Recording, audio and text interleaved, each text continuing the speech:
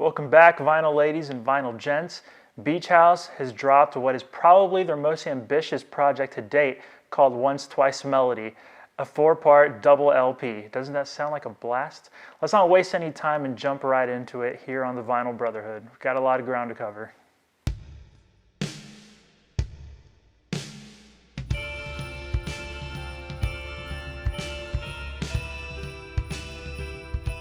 Okay, so I've been following Beach House for a good while now. The first album I picked up by them was Bloom back in 2012, and they easily won me over with their signature sound of ethereal synthesizers and sparkling lead guitar parts comprising tunes that are always as compelling as they are intimate and endearing. And somehow I never got around to listening to their more recent release 7, and I think I may have been put off by the whole numbered album title, which told me nothing about the material within. I know it's weird, so I guess that means the last time I checked in, or rather checked out some new Beach House material, was back in 2015 with the 1-2 punch of Depression Cherry and its follow-up Thank Your Lucky Stars. But they really caught my attention when they made the official announcement for their latest project, Once Twice Melody, this album right here.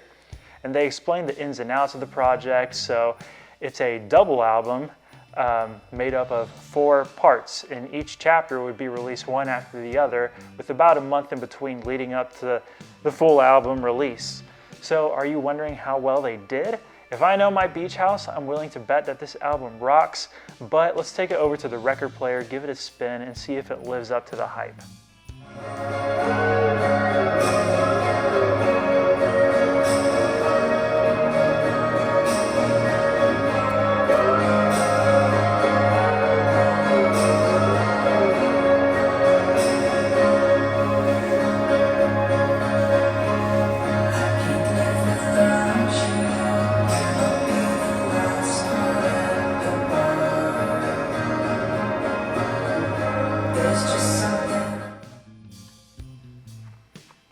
I have a very beautiful album cover here.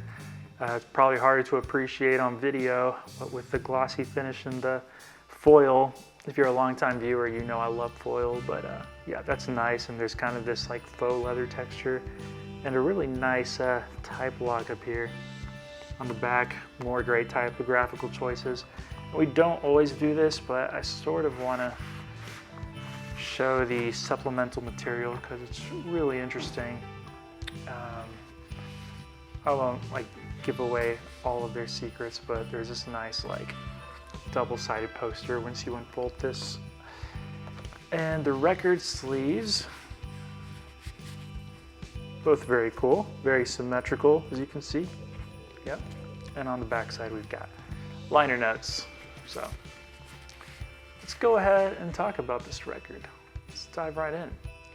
Beach House, the Baltimore duo made up of Victoria Lagrande and Alex Scally, are well known in the music world as these titans of dream pop. And I think it's kind of a disservice to restrict them to that dream pop label, mostly because I feel their music has sort of transcended it. Beach House melody by now is almost unmistakable, and their ever-expanding sound is one that they're clearly very comfortable and capable in. They have a really nice way of taking like small, personal, intimate ideas like nostalgia, breakups, and yearning, and expressing them through their music in a way that comes across as like larger than life. And maybe my description might come across as a little pretentious, but I don't feel like that's true of the duo's output. Their albums are very grand in scope and adventurous in a somewhat like subdued way. You might just have to listen to know what I mean, but they're very personal as well. And their new album, Once Twice Melody, is no exception. The journey starts off with a title track. The dreamlike quality we've come to know and expect is fully intact. And it really pulls you in from the get-go with some darker chords that present the promise of mystery and intrigue. And the entire first chapter, which includes 4 tracks, features a more dramatic and, dare I say, sci-fi feel to them, incorporating really lavish 80s style synthesizers and a very heavy string section, best exemplified on Pink Funeral. And if Superstar isn't released as a single, it would make a somewhat obvious choice, mostly because it's got that like driving bass part that you like to bob your head to while you're listening in the car. And the songs on the first quarter seem to have a recurring theme of an idyllic life like that of a fairy tale deteriorating, and our storyteller explores the possibilities of the life ahead. It's really kind of an interesting subject matter to explore and dive into. Chapter 2 gives us some ethereal guitar washes as a backdrop for a wild and relentless drum machine on Runaway, a song that I would consider a highlight. New Romance builds towards a moving climax that features a particularly versatile vocal by Victoria, and it's also got one of the more sing-alongable choruses, but that chorus is nothing compared to the otherworldly bliss that we find on Through Me. The up and down arpeggios layered in the back get you feeling like you're drifting off to Neverland. If you just close your eyes and listen to it, it's really quite pleasant. So, moving on, Over and Over might be the only song of the album that I felt was slightly long-winded and misplaced on the record, although I suppose the original purpose was to close out the second chapter when it released a couple months back, so I guess that's a little more understandable. Chapter 3, Sunset is something of an outlier as the composition mostly revolves around an acoustic guitar and plays more like a folk song. It was a really interesting diversion and definitely not one I was expecting at this point in the album, and it's a little out of the ordinary for Beach House even.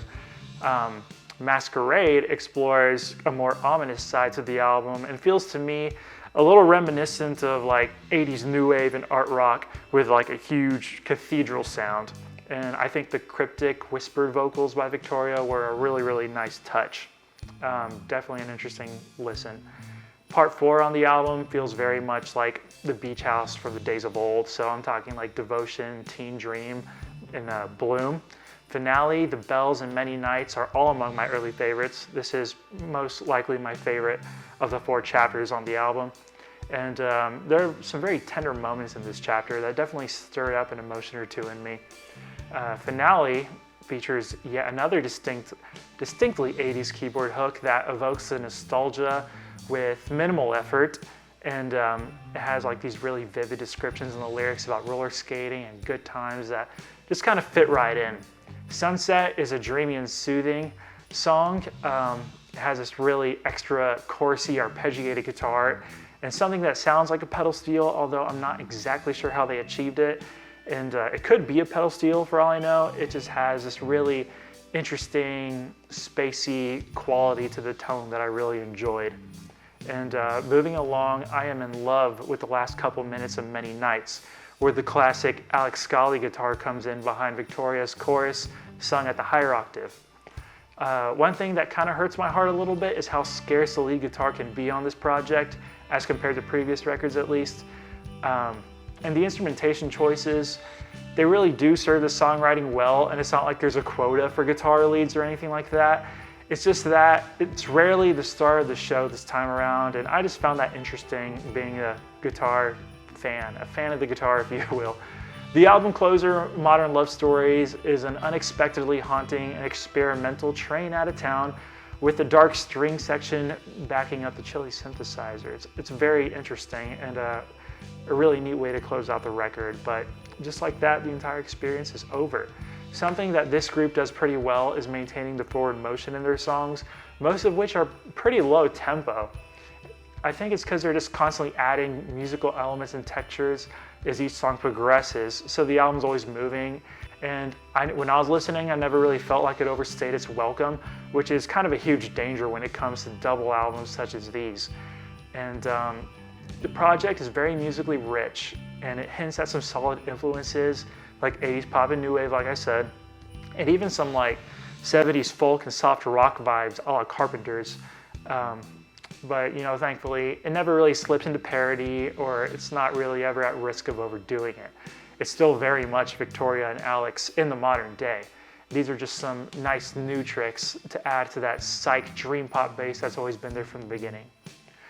So all in all, we've got quite a collection of songs on here that really demonstrate that Beach House know how to create an atmosphere for their listener, as if there was any doubt 8 albums in.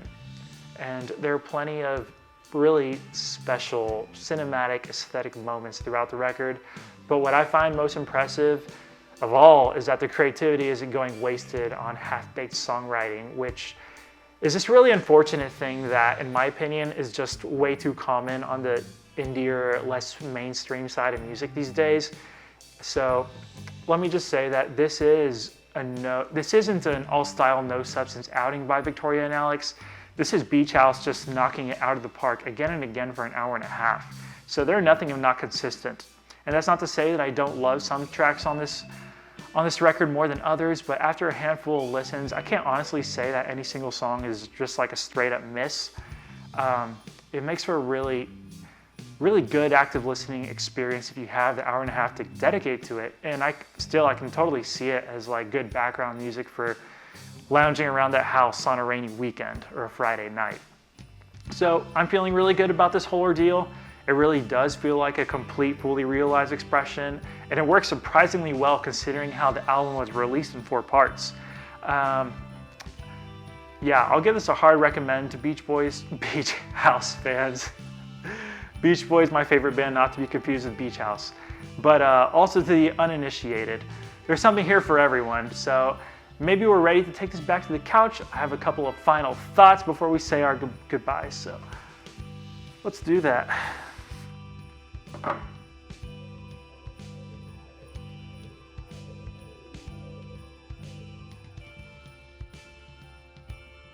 And we're back. So it's looking like Beach House's glimmering track record is still one to be envied by long-running music artists everywhere. And I say that without having listened to 7, which I will get to post-haste, or when time allows. But Once Twice a Melody affirms what I said towards the start of the review, that without having ever drastically shifted their sound in any given direction, the Beach House we all know and love continue to draw from a seemingly endless well of interesting ideas. It's something they really have a gift for. And this album is loaded with remarkable arrangements and some really gorgeous and sometimes very moving hooks. You know, it's such an easy album to get lost in, and I'll be doing just that for the foreseeable future. And I mean, I just don't see how this won't be a landmark record for the band. They should be very proud. So I think the official Vinyl Brotherhood score for Once Twice a Melody is going to be something like an 8.5. And here at the end of February 2022, it's currently my album of the year. It's certainly a contender. So I guess we'll go ahead and wrap this one up. Feel free to say hi in the comments, and I'd love to know what you all think of this album, or even what your favorite Beach House album is. I can't wait to hear from you. So if you enjoyed your time with us today, I'd like to encourage you to like and subscribe, and hopefully we'll see you back here again very soon at the Vinyl Brotherhood.